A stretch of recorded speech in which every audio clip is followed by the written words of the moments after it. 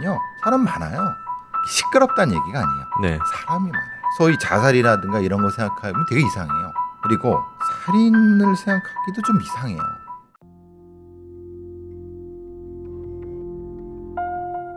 무더운 여름의 끝자락인 2008년 8월 말경, 경기도 포천시에 위치한 어느 낚시터. 낚시꾼들의 조용한 공간이었던 이곳에 이날만큼은 시끄러운 사이렌 소리가 울려 퍼졌습니다. 무슨 일이라도 생긴 것일까? 낚시터의 저수지 안에서 시신이 발견됐다는 신고를 받았습니다. 현재 시신 인양 작업 중입니다.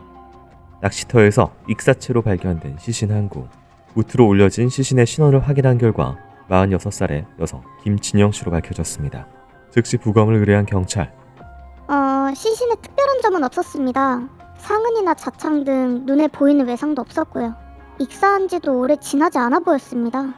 길어야 하루 이틀 정도 됐을 것으로 추정됩니다. 시신이 발견된 곳은 낚시터의 서쪽 입구 쪽으로 제방에서 8번째 위치한 낚시 좌대 부근이었습니다.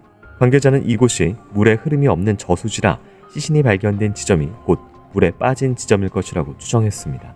그렇다면 홀로 낚시를 즐기다가 실수로 물에 빠진 건 아닐까? 그러나 그녀의 유족들은 이해할 수 없다는 반응이었습니다. 이해가 안 됩니다.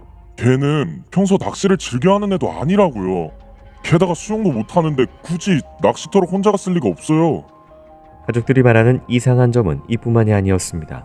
진영 씨의 사체가 발견된 낚시터는 그녀의 집으로부터 차로 무려 40분가량 떨어진 교외 지역이었던 겁니다.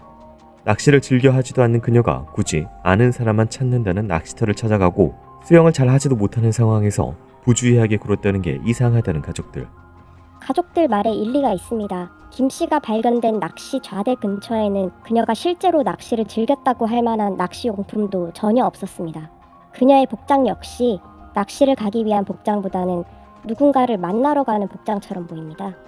실제로 진영 씨의 가족들은 그녀가 8월 28일 밤 9시경 누군가를 만나고 오겠다며 외출한 이후 돌아오지 못했고 그로부터 하루 뒤 사망한 김 씨의 소식을 들었다고 했습니다. 그날 밤 그녀는 누구를 만나려고 했던 것일까? 그때 부검이로부터 연락을 받은 경찰. 김 씨의 체내에서 수면유도 및 진정제 성분인 독시라민이 검출됐습니다.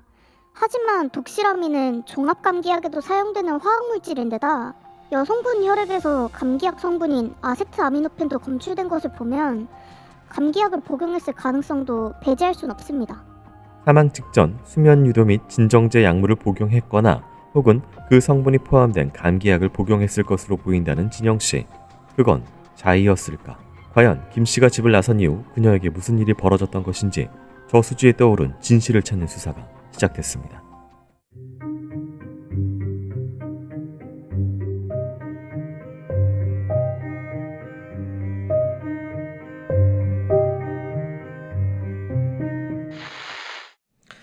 안녕하세요. 이곳은 크라임, 저는 진행과 연출을 맡고 있는 김PD입니다. 여러분 반갑습니다. 날카롭고 정확한 분석으로 대한민국의 정의를 세우고 계시는 배성훈 프로파일러님 모십니다. 예, 안녕하세요. 배성입니다. 반갑습니다. 반갑습니다. 오늘 준비한 사건은 2008년 여름에 경기도 포천 한 낚시터에서 발생한 사건입니다. 사망한 여성은 46살의 김 씨, 그리고 익사체로 발견이 됐습니다. 발견 당시 상황이 이곳이 저수지형 낚시터인데 이런 곳에 떠오른 사체 그런 사건들도 저희가 몇 개 다뤘는데 어떤 부분을 좀 주의해서 봐야 될까요? 왜 거기서 죽죠? 사람이 자살을 하게 된다고 하면은 조용한 데로 가겠죠. 낚시터가 조용할 것 같지만 조용하지 않습니다. 보통 이런 전문 좌대로 형성되어 있는 낚시터는요 사람 많아요. 시끄럽다는 얘기가 아니에요. 네. 사람이 많아요. 꽉 차 있어요. 거기. 심리적으로 평온하지 않다. 그 사람들 얼굴 보이는데. 네. 그리고 낚시터는요 밤새 해는 애들도 많아요. 그러려고 간 거니까. 네네. 우리가 생각하는 소위 자살이라든가 이런 거 생각하면 되게 이상해요. 그리고 살인을 생각하기도 좀 이상해요. 사람이 많아. 그럼 이제 보통 우리가 생각하면 낚시터를 여기에다 시신을 유기했을 거라고 생각을 하잖아요. 자살도 아니고 타살도 아니고. 여긴 저수지예요. 저수지라는 곳에 유기한다는 건 이상한 거예요. 왜냐하면은 쓸러 내려가질 않는 거예요. 그냥 그 저수지 안에 있게 되니까. 그렇죠. 있는 거죠. 네. 그렇고 저수지라는 것은 깊은 데도 아니에요. 그게 제가 예전에 말씀드렸잖아요. 가장 효과적으로 시신을 유기하는 방법. 철사줄을 시신을 돌과 묶어서 깊은 거 던져라. 그런 얘기 했었죠. 네. 그래서 김 PD가 이거 삭제해야 돼 막 그러고 지금도 삭제될 겁니다. 막 네. 그러잖아요. 네. 왜 제가 쓸데없는 얘기를 하냐면 이게 적절하지 않는 거예요. 여기는 강낚시가 아니에요. 정지형 저수지이기 때문에 당연히 여기서 누가 말한 것처럼 여기 전문가가 말한 것처럼 거기서 똑 하면 그대로 떠오르는 거예요. 그러니까 시신을 유기하는 것도 이상한데라는 거예요. 그러니까 이 선택은 정말 이상한 장소군요. 그렇죠. 뭐가 됐든. 네, 뭐가 됐든 이상한 거죠. 지금 이제 이 김씨 같은 진영 씨 같은 경우는 가명입니다. 28일 밤 9시 외출한 이유. 그러니까 복장이 뭔가 낚시하는 보통 편한 그런 복장이 아닌데 외출복으로 나갔고 몸에는 별다른 상흔이 없는데 익사, 그러니까 폐에 물이 들어가서 익사체로 발견이 됐었다라는 부분. 이곳의 깊이는 2.5m고 이분은 수영을 할 줄 모릅니다. 이런 전반적인 상황인데 특이했던 거는 물론 여기 뭐 낚시를 본인이 한다면은 주변에 뭐 낚싯대가 있는 상황에서 자기가 떨어져야 되는데 낚싯대도 없죠. 네. 자기가 낚시를 간 건 아니죠. 이 사람은. 그럼 낚시하는 사람 따라갔다고 보는 게 맞겠죠. 그런 경우인데 여기 이 사람은 또 수면제 성분이 그것도 독실아민이 검출됐으니까 뭐지? 그러면은 감기약을 먹고 이 수면제를 먹고 옆에 있다가 그냥 뚝 떨어져서 죽었나? 그러면은 옆에 있는 사람이 뭘 구조를 하든가 아니면 네. 나중에 뭘 하든가 그래야지. 만약 이게 사고라면은 도움을 요청을 하든지 뭐 구조를 하든지 뭔가 있어야 되는데 그게 없었다. 그렇죠. 예, 아니면 119에 뭐 누가 빠졌다 신고 전화도 없었고요. 그건 없다. 그러면 이것은 사고는 아니죠. 적어도 사람이 죽은 것을 방치한 거죠. 이런 방법으로 누군가를 죽인다라는 게 저수지에 빠뜨려서 감기약 먹여서 이건 사고처럼 보이게 애초에 뭔가 그럼 계획을 했던 부분. 누가 봐도 사고처럼 보이지 않죠. 네. 왜냐하면 몸에서 그 약품이 안 나와야죠. 이 의도가 도대체 그럼 뭘까요? 이게 좀 뭔가 애매한 상황이어서. 그렇죠. 그러니까 그럼 죽일 생각은 있었다. 근데 죽일 방법이 이상하다. 뭔가 이 행위를 했는데 당황하고 자기가 그걸 감당하지 못해서 그냥 도망 나왔나? 그러면 설명이 될 수도 있겠다. 이제 범인의 프로필이 좀 중요해 보이는 상황이네요. 그렇죠. 예, 그래야 네. 되는 거죠. 경찰은 김 씨가 발견된 현장의 낚시터를 조사했는데요. 현장 다시 한번 살펴보도록 하겠습니다.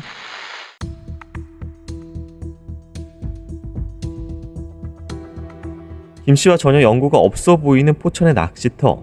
경찰은 그곳을 유심히 살폈습니다. 낚시터는 수면 면적이 약 16,000평이고 전체 둘레는 약 640m, 수심이 2.5m 정도로 확인됐습니다. 낚시 좌대는 250여 개가 설치되어 있고 관리실도 따로 운영될 만큼 작지 않은 규모의 낚시터. 심지어 사고 당시로 추정되는 시각에 주인 부분 외에 관리인 2명도 근무 중이었던 것으로 밝혀졌습니다. 그런데 그들은 김 씨가 물에 빠진 것을 전혀 몰랐습니다. 혹시 평소와 다른 특별한 점은 없었을까? 글쎄요. 워낙 낚시터가 크기도 하고 그래도 야간엔 조용한 편인데 특별한 소리를 듣진 못했어요. 만약 사고가 난 걸 저희가 알았으면 바로 조치를 취했을 거예요. 주인의 말대로 낚시터에는 위급한 상황을 대비해 관리실 부근 수면에 회속 고무보트도 준비되어 있었습니다. 그런데 아무도 진영 씨의 익사 당시를 몰랐다는 사실이 아이러니했습니다. 김 씨가 발견된 곳은 낚시터 서쪽 부근입니다. 관리실은 낚시터의 북쪽에 위치해 있었고요. 두 지점 사이의 거리는 약 240m 정도로 확인됩니다. 관리실과 떨어져 있어 사고 당시에 대해 아무도 알아차리지 못했던 것일까? 하지만 김 씨가 이 낚시터에 도착했을 것으로 예상되는 시간은 밤 9시 40분 이후. 내부에 부분적으로 조명이 있지만 낚시터 전체가 낮처럼 보일 수는 없었습니다. 하지만 분명 물에 빠진다면 구조 요청이나 어떤 소리가 들렸을 수도 있습니다. 그러자 낚시터의 주인은 이곳 지형의 특징을 들며 반박했습니다. 여긴 삼면이 산으로 둘러싸인 저수지입니다. 아무리 서쪽 좌대에서 사고가 났더라도 누군가 구조 요청을 위해 소리를 질렀다면 모를 수가 없어요. 낚시터 주인의 진술대로 현장 검증을 진행한 경찰. 밤 8시가 넘은 야간 시간에 관리인이 관리실 앞에서 김 씨의 사고 지점인 서쪽 좌대를 향해 소리를 치자 그 소리가 비교적 뚜렷하게 들렸습니다. 심지어 주변에서 낚싯줄을 던지는 소리가 들릴 만큼 주변 소리가 잘 들렸던 낚시터. 놀랍게도 사고 당일 밤 낚시터에는 20명에서 30명 정도의 손님도 있었던 것으로 확인됐습니다. 하지만 누구도 그날 특별한 소리나 사람 등은 보지 못했다고 했습니다. 만약 진영 씨가 실수로 물에 빠졌고 살기 위해 소리쳤다면 누구든 들을 수는 있었던 상황. 그렇다면 역시 누군가 김 씨에게 약을 먹인 뒤 물에 빠뜨린 걸까? 그런데 낚시터 주인이 며칠 전 이상한 문의 전화 한 통을 받았다고 했습니다. 3, 4일 전쯤이었나? 수차례 전화가 왔었어요. 좌대 라인에 손님이 많냐, 몇 사람이나 있냐, 그런 걸 계속 묻더라고요. 낚시터의 좌대 라인에 대해 끈질기게 물어봤다는 의문의 전화. 전화를 건 이는 누구였을까?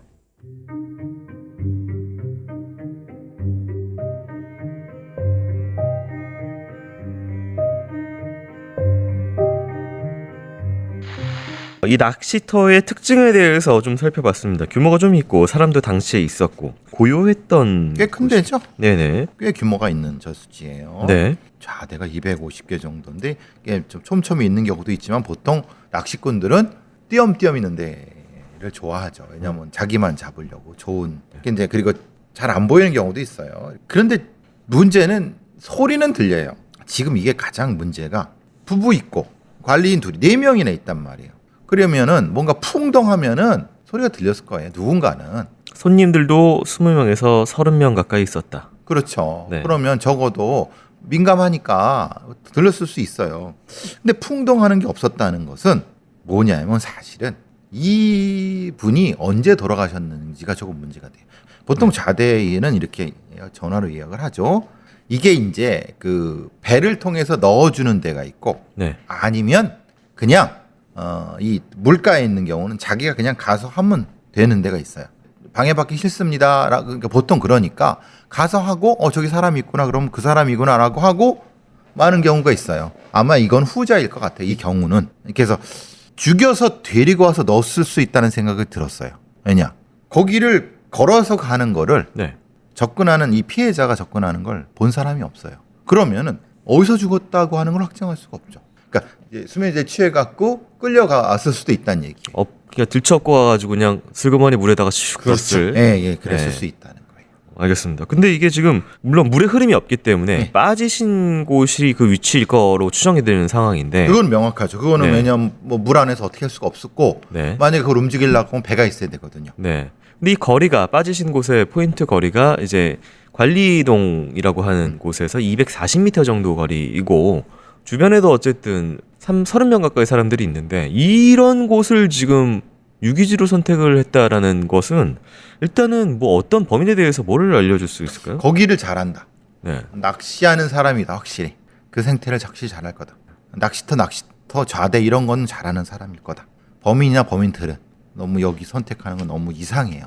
그런데 자기 입장에서는 대단히 유리한다고 볼 수도 있겠죠. 내가 여길 잘 알고 있어. 그렇죠. 잘 알고 네. 있어. 그래서 이 정도는 될 거라고 생각을 했어. 그리고 이제 예를 들어서 누군가를 살해를 할 목적이면은 뭐 분노나 아니면 어떤 감정, 치정, 원한 어떤 그 고통을 주거나 이런 게 아니라 그냥 죽이기 위해서 그럼 이렇게 목적을 어떻게 봐야 될까요? 이건 죽여서 처리하는 것까지의 목적이 되겠죠. 그러니까 이 사람이 존재를 그냥 그러니까 이거는 네. 원한이나 이런 건 아니겠죠. 네. 원한이나 뭐 이렇게 되면 치정이나 이런 것보다는 네. 그냥 죽이려고 한.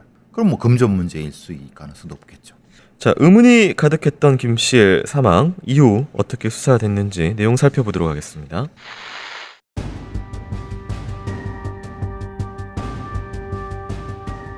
별다른 단서를 찾지 못한 채 김 씨의 사체가 발견된 지 열흘이 지났습니다.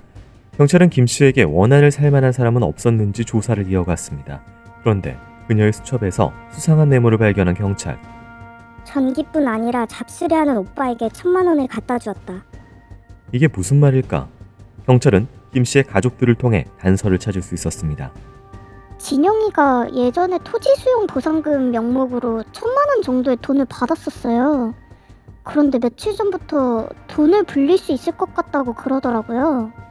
그렇다면 진영 씨가 투자를 위해 자신의 1,000만 원을 일명 잡수리하는 오빠에게 가져다 준 걸까? 이에 가족들은 김 씨의 메모에 적힌 그 오빠가 누구인지도 알 것 같다고 했습니다. 집 근처에 전파사 하나가 있어요. 진영이가 평소에도 거길 자주 방문하기도 했고 그 집주인이랑도 친하게 지냈었어요. 전파사는 전자제품을 수리하거나 종종 도장을 파는 등의 업무를 하는 가게. 가족들이 말한 전파사의 주인은 56살의 남성 유 씨로 김 씨보다 10살이 많았습니다. 두 사람은 어떻게 친해지게 된 걸까? 사실 진영이가 지능이 좀 떨어져요. 근데 그 전파사 사장도 소아마비가 있다고 했나? 하여튼 장애가 있더라고요. 그게 잘 맞았는지 둘이 나이 차가 있는데도 친구처럼 잘 지냈어요. 실제로 전파사 사장인 유 씨는 김 씨 집에 형광등을 갈아주거나 반찬 등을 가져다주는 등 김 씨의 집에도 자주 방문했던 것으로 밝혀졌습니다. 그렇다면 혹시 김 씨가 빌려준 1,000만 원이 두 사람의 갈등 원인이 됐던 건 아닐까? 한 가지 더 의심스러운 것은 평소 전파사 사장 유 씨의 취미가 다름 아닌 낚시였다는 겁니다. 김 씨 가족 얘기 듣기로는 사장 유 씨의 유일한 취미가 낚시였고 가끔 붕어나 민물고기 같은 직접 낚시한 것들을 가져다 주기도 했다고 했습니다. 경찰은 유 씨의 전파사를 찾았습니다. 하지만 유 씨는 8월 27일 김 씨가 전파사에 놀러 온 뒤로 그녀를 본 적은 없다고 했습니다. 그렇다면 그녀 수첩 메모에 적힌 1,000만 원을 가져다 준 오빠가 유 씨는 맞는 걸까? 아, 그 1,000만 원? 알죠. 근데 그 오빠가 저는 아닙니다. 지난 8월 25일인가? 김 씨가 저희 가게에 왔을 때 제 친구도 있었거든요. 걔가 김 씨한테 이자를 은행보다 더 쳐준다고 했고 김 씨도 그에 동의해서 돈을 빌려주고 서로 영수증도 주고 받았어요. 실제로 김 씨의 수첩에는 메모뿐만 아니라 차용증으로 보이는 영수증도 함께 있었습니다. 그런데 이상한 점이 확인됐습니다. 지난 며칠간의 유 씨의 행적을 따로 조사해보니 놀랍게도 9월 3일 유 씨의 계좌로 100만 원권 자기압 수표 4장이 현금으로 입금된 것입니다. 심지어 그 전날에는 오토바이 헬멧과 마스크를 쓴 채로 은행에 방문한 유 씨가 100만 원권 수표 6장을 현금 인출한 모습도 드러났습니다. 이틀간 그의 수중으로 들어간 돈은 총 1,000만 원. 진영 씨가 오빠에게 줬다고 하는 돈과 일치하는 금액이었습니다.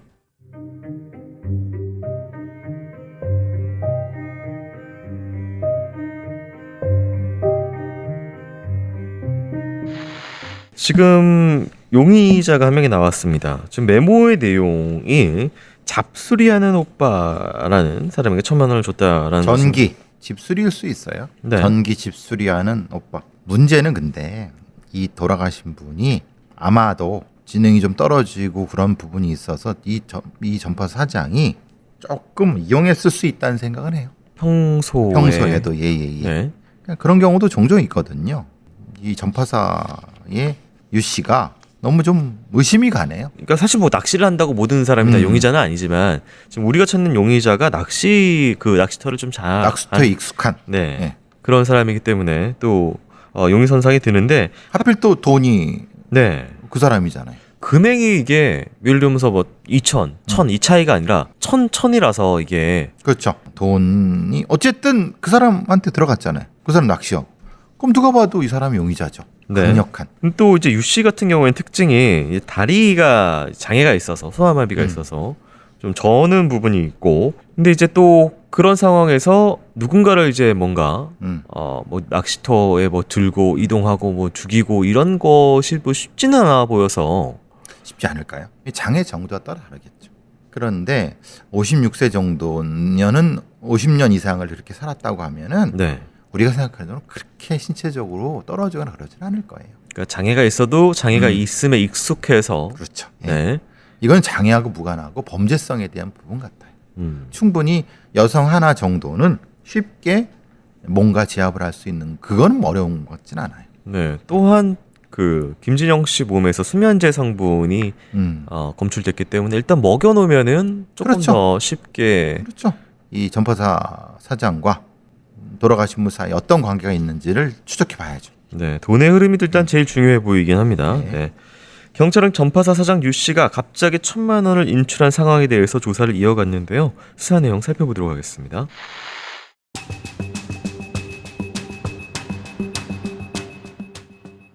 전파사 사장인 유 씨의 평소 경제 상황을 살펴본 경찰. 그러나 유 씨는 최근까지 계속 경제 상황이 여유로운 편이 아니었고 당연히 1,000만 원의 돈을 가질 여유도 없는 상태로 밝혀졌습니다. 그렇다면 하필 김 씨가 사망한 이후 유 씨가 갖게 된 1,000만 원의 돈은 어디서 난 것일까?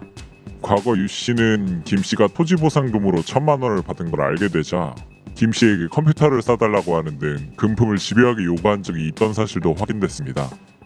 유 씨는 김 씨에게 금품을 요구하는 한편 그녀를 부러워했다는 주변 사람들의 진술도 나왔습니다.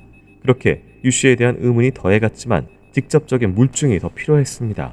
하지만 그날 밤 유 씨의 전파사나 진영 씨의 집 앞 어디에도 둘이 만난 CCTV 장면이 확인되지 않았습니다. 그런데 김 씨가 집을 나선 것으로 확인되는 8월 28일 밤 9시경 김 씨의 집과 유 씨의 전파사로부터 약 300m 떨어진 곳에서 두 사람의 모습이 찍혔습니다.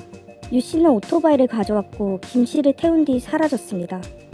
분명 8월 27일 이후 김 씨를 보지 못했다던 사장 유 씨. 그의 진술은 거짓말이었던 겁니다. 증거가 나오자 유 씨는 태도를 바꿨습니다. 그날 김 씨를 만나긴 했어요. 제가 평소 낚시가 취미라 같이 낚시터에 가기로 했거든요. 근데 물에 빠진 거예요. 정말 한순간에 벌어진 사고였어요. 오해받을까봐 무서워서 사실대로 말할 수가 없었습니다. 유 씨의 주장은 이랬습니다. 약 40분을 오토바이로 더 달려 낚시터에 도착한 두 사람. 유 씨는 낚시를 모르는 김 씨를 위해 자신이 낚싯대를 설치했고 김 씨는 낚시 좌대 앞 끝쪽에 앉아 있었다고 했습니다. 그런데 낚싯대 받침틀을 좌대 고무 패킹에 끼웠다가 다시 빼던 중 실수로 김 씨의 엉덩이를 건드렸고 좁은 좌대 끝에 앉아있던 김 씨가 그대로 물에 빠졌다는 겁니다. 평소 지체장애를 알고 있던 유 씨. 그는 자신도 너무 놀란 나머지 구호 조치를 할 생각도 못했다며 여전히 두려움을 호소했습니다. 그런데 이상한 게 현장에는 유 씨가 설치 중이었다는 낚싯대는 없었습니다. 논란 중에도 자기 낚싯대는 다 챙겨서 나온 거죠. 진영 씨는 정말 실수로 물에 빠진 것일까? 그때 김 씨의 사라졌던 1,000만 원의 행방도 드러났습니다. 유 씨가 주장했던 자기 친구와 김 씨가 주고받았다는 1,000만 원의 영수증은 모두 가짜였습니다. 유 씨 주변엔 그런 이름을 가진 친구도 없었고 그날 그 가게에 왔다던 친구도 없었습니다. 영수증 속의 인물은 완전히 허구의 인물이었던 겁니다. 알고 보니 유 씨가 가짜 영수증을 만들어 김 씨의 1,000만 원을 가져갔습니다. 유 씨는 애초에 돈을 갚을 마음도 없어 보였습니다. 유 씨가 처음엔 은행보다 높은 이자를 주겠다며 김 씨의 1,000만 원을 차용금 명목으로 갈취했던 것 같습니다.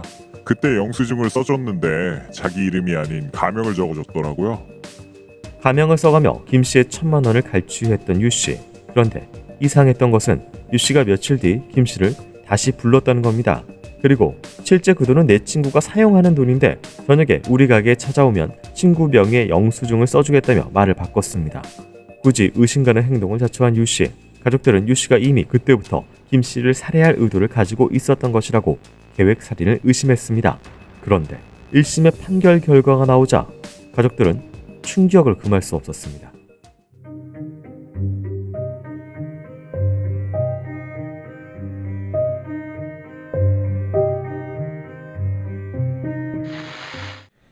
네, 일단은 처음에는 뭐 다 부인했으나 이게 같이 갔던 정황이 다 찍히니까 CCTV가 나오자. 네, 인정했는데 뭐 본인 주장은 떨어졌는데 내가 장애도 있고 구할 수도 없고 놀랐다 이런 내용이거든요. 그 주장은 그렇게 할 수 있죠. 네, 이 사건이 참 안타까운 게 장애를 가진 여성에 대해서 검찰이 충분히 수사를 해줬느냐.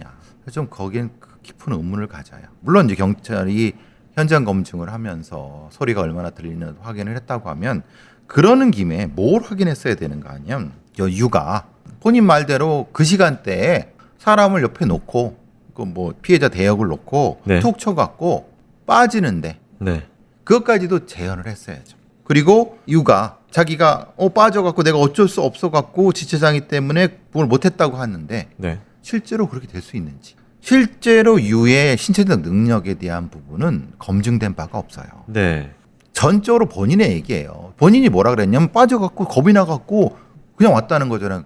왔는데 자기 낚싯대는 다 챙겼어. 이거 개새끼잖아요.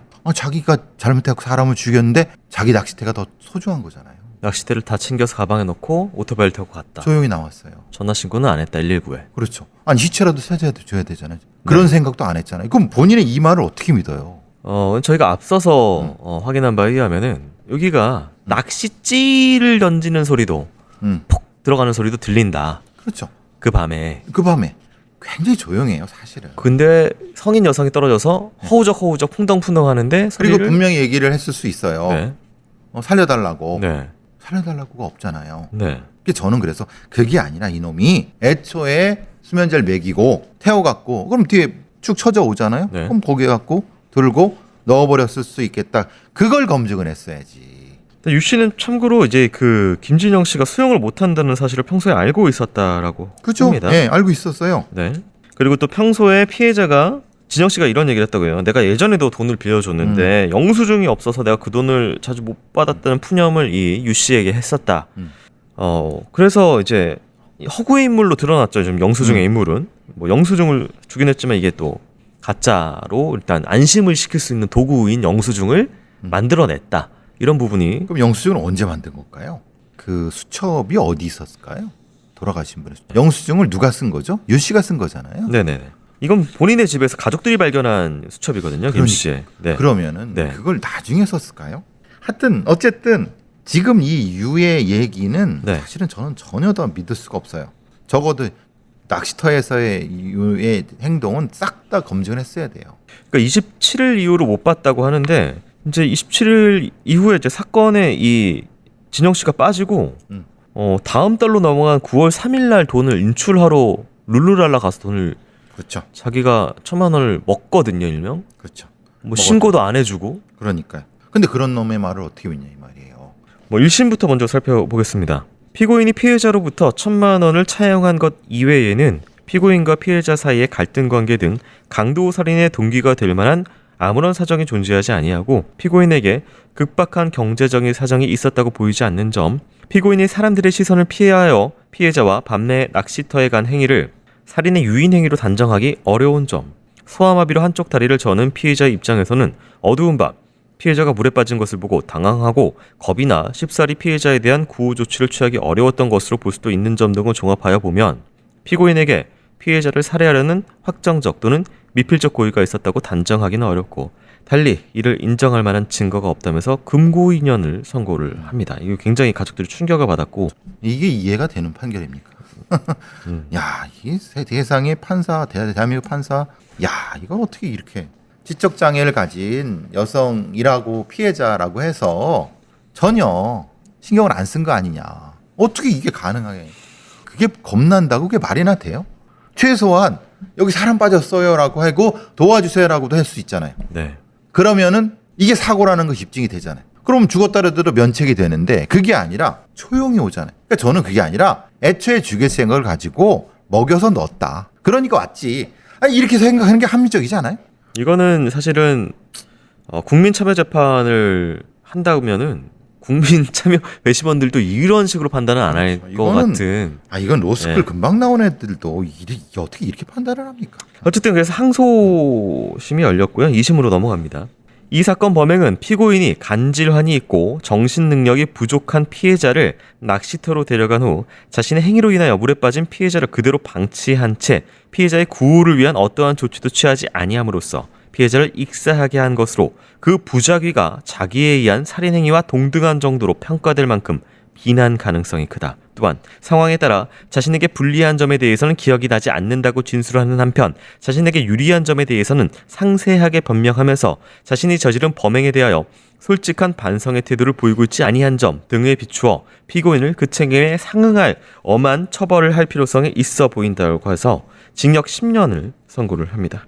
부작위에 의한 그런 살인. 부작위에 의한 살인에 이르는 정도라고 해서 실제로는 살인은 아니죠.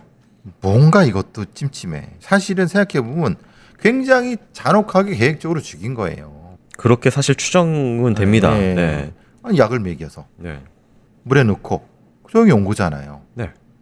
그럼 이제 이렇게 해야죠. 아, 예, 그럼 뭐 떠오르지 않겠어라고 생각하는데 얘 입장에서는, 범인의 입장에서는 안 떠오를 수도 있고 떠오른다 하더라도 자기가 관련돼 있다고 생각하지. 그러니까 그런 생각을 가지고 범행을 했는데 이걸 재판하는 애들은 너무 뭐 아니 생각한 거예요. 네.